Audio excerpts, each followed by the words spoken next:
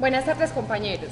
Nosotros somos el primer grupo de núcleo integrador formado por Carlos Alberto Bedoya, Camilo Castaño, Carlos Arango, Vanessa Correa, Natalia Nacona, Lina Cardona, Juan Esteban Bedoya, Camilo Bedoya, Julián Cubillos, Daniel Leonardo Contreras, Federico Arango y yo, Carolina Gudel.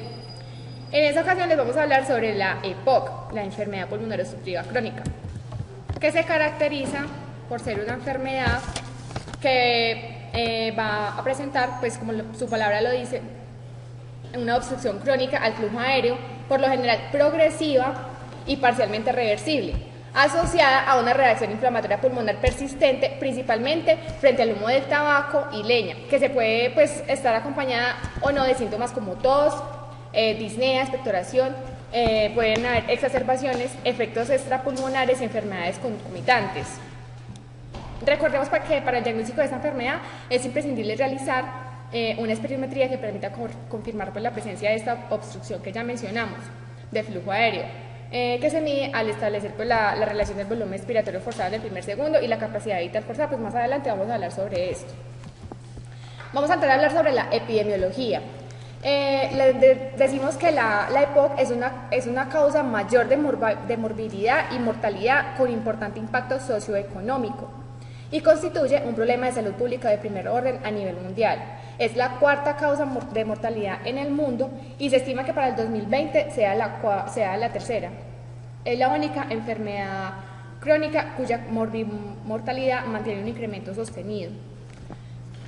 Algunos datos provenientes de estudios epidemiológicos en distintas regiones, según pues las guías GOL, permiten estimar que la prevalencia global de esta enfermedad es de 10% para individuos mayores de 40 años. Hay dos estudios en Latinoamérica que se hicieron para determinar pues, la prevalencia de esta enfermedad. Tenemos el estudio PREPOCOL y el Platino. El PREPOCOL es un estudio epidemiológico que se hizo en 5 ciudades de Colombia, y el Platino es un proyecto latinoamericano de investigación en obstrucción pulmonar que se hizo en individuos de 40 años y más, realizado en 5 ciudades de Latinoamérica, que fueron México, San Pablo, Montevideo, Santiago de Chile y Caracas. Encontramos que en el PREPOCOL la prevalencia de EPOC fue definida por el método espirométrico, como ya dijimos, y fue de 8.9%. La prevalencia, teniendo en cuenta las definiciones clínicas, fue de 3.2% y teniendo en cuenta las definiciones médicas de 2.8%. Y en el Platino la prevalencia fue de 7.8% en México y 19.7% en Montevideo. El porcentaje de individuos con EPOC severa o muy severa fue inferior a 1% en todos los centros. Acá entonces tenemos, utilizando pues como criterio diagnóstico la espirometría, los porcentajes de prevalencia pues en cada ciudad, y pues entonces acá encontramos que incluso en el mismo país se encuentran pues diferencias grandes de los porcentajes. En cuanto a la importancia en cifras de la EPOC, hablando pues epidemiológicamente, ustedes recordando que es una enfermedad prevenible, tratable y con repercusión sistémica. Y como ya dije antes, pues cerca del 10% de las consultas son por esta enfermedad. Esta enfermedad consume el 2% del presupuesto de sanidad de nuestro país y es la única enfermedad cuya mortalidad mantiene el incremento sostenido, como ya había dicho.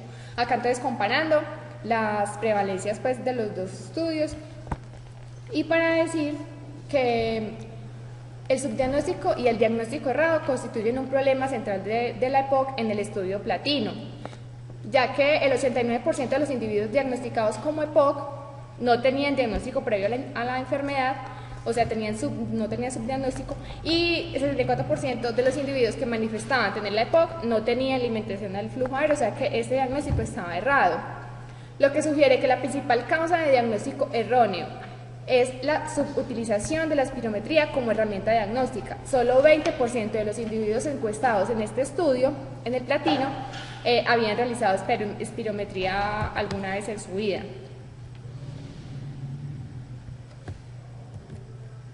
Acá otra vez pues recordando, mostrando los criterios que se utilizaron para definir la prevalencia en estas ciudades, utilizando pues la relación del volumen expiratorio forzado en un segundo sobre la capacidad vital forzada, siendo menos de 0.70 postbroncodilatador, y pues definiendo que la prevalencia fue de 14.3, y que si al criterio diagnóstico de la relación anterior se le agrega el valor del volumen expiratorio forzado en un minuto, siendo menor del 80%, disminuía. En cuanto a la carga del EPOC, tenemos en cuenta que el EPOC es una enfermedad pulmonar que está caracterizada más que todo por la limitación progresiva e irreversible de la asociación con la obstrucción de la vía aérea. Esto va limitando el acceso al flujo aéreo y se ve más que todo por una respuesta inflamatoria anormal gracias a partículas nocivas o gases. Entonces, gracias a esto son varios factores los que interfieren en esta evolución. Sabemos que los principales sintomatologías y signos que vamos a encontrar es una disminución del flujo aéreo caracterizada por mezcla de enfermedades localizadas en la pequeña vía aérea, como son la bronquitis obstructiva y la destrucción parenquimatosa, como es el efisema. Sabemos que uno de los principales factores para el EPOC es la exposición al humo del tabaco, el cual es un hábito que ahora en el mundo está tomando más auge, en especial está en la comunidad masculina y va tomando cada día más repercusión en la comunidad femenina. Este hábito es lo que incrementa cada día el riesgo de fumar. Sabemos que el EPOC no va a tener manifestaciones tempranas, sino que se va a manifestar más que no todo en el cuarto decenio de vida, y que esto va a contribuir mucho a la evolución de la enfermedad. Se han hecho varios estudios según las guías GOLD, han habido estudios en 28 países desde 1990 al 2004 y ha habido también un estudio en Japón. Esto, las conclusiones que he podido sacar es que primero el principal factor de evolución de la enfermedad es el humo del cigarrillo, el cual pues sabemos que, como ya decía anteriormente, está más que todo en los hombres que en las mujeres, pero actualmente las mujeres se han visto más expuestas a esto porque han adquirido este mal hábito. Al igual que como una especie de conclusión se ha sacado de que las mujeres tienen más susceptibilidad a esta enfermedad. De acuerdo a los resultados obtenidos, se ha visto que la población fumadora ha comenzado desde edades tempranas, desde los 10 o 19 años de edad, y pues esto va a repercutir muchísimo más adelante en el cuarto decenio de vida cuando se manifiesta esta enfermedad.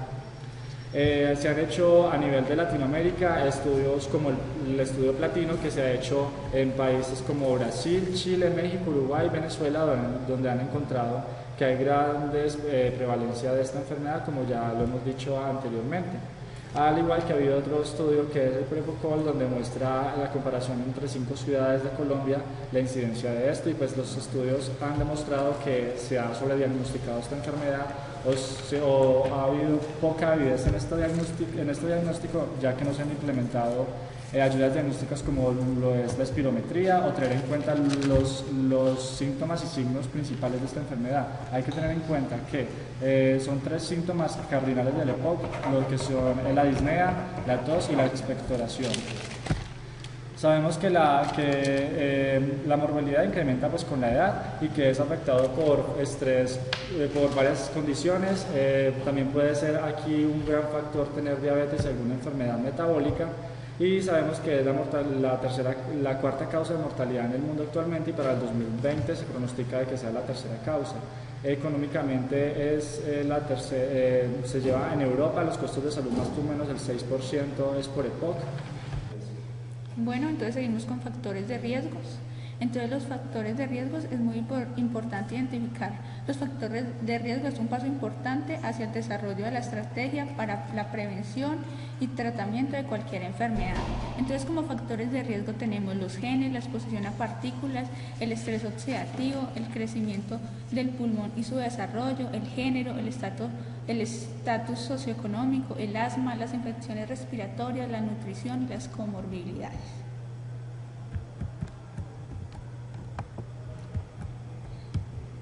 Entonces, como factor de riesgo estamos los genes, pueden ser poligénicos. Entre los principales tenemos la deficiencia de alfa-1 antitripsina, es la más estudiada, la que se le han hecho más estudios y que ha generado un factor genético, podría decirse de alguna manera que la deficiencia de alfa-1 antihistamina es importante, pero pero en una pequeña parte.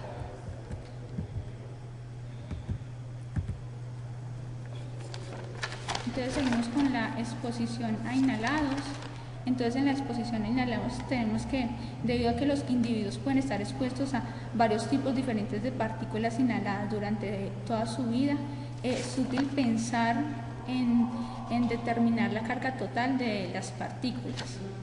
Entonces, como exposición a inhalados, entonces se pueden dividir en el tabaquismo, en exposiciones a biomasa, las contaminantes ambientales y las exposiciones laborales. Entonces el tabaquismo, fumar cigarrillo es por muchos el factor de riesgo para el EPOC, es la principal causa de EPOC. Hay que tenerlo en cuenta. Las exposiciones a biomasa. Entonces hay que tener en cuenta que casi 33.000 millones de personas usan biomasa para suplir las necesidades domésticas. Los combustibles usados por las mujeres al cocinar son responsables de la elevada prevalencia del EPOC entre mujeres no fumadoras. Entonces tenemos que tener en cuenta que esto se ve más que todo en esos países que están en vía de desarrollo. Un estudio reciente identificó que había una gran mortalidad en los niños y en mujeres por esta exposición a la biomasa, que vivían en habitaciones mal ventiladas, que generaba un riesgo importante para generar EPOC. Entonces las contaminaciones ambientales, entonces decimos que los elevados niveles de contaminación ambiental urbana son dañinos para los individuos con enfermedades pulmonares o cardíacas. El papel de la contaminación ambiental externa para causar EPOC no es claro. Hay que tener en cuenta que todavía no está muy claro, pero parece ser pequeño cuando se compara en sí con el tabaquismo. Entonces los polvos ocupacionales o químicos. En los polvos ocupacionales o químicos, entonces tenemos el silicio, agentes químicos como pinturas, y en humos tenemos el humo que se genera en la leña o el petróleo. Entonces, un estudio que hicieron en Estados Unidos identificó que el 19% de estas personas que se exponían a estos agentes químicos desarrollaban el EPOC, y que no está no tiene como, hoy en día no se le da tanta importancia, pero con estos estudios se identificó que es importante identificarlos y que es importante para así hacer el diagnóstico de la enfermedad. El crecimiento pulmonar y su desarrollo. Entonces, ¿qué decimos aquí? Que cualquier factor que afecte el crecimiento del pulmón durante la gestación y la niñez tiene un potencial para aumentar el riesgo de un individuo a desarrollar EPOC.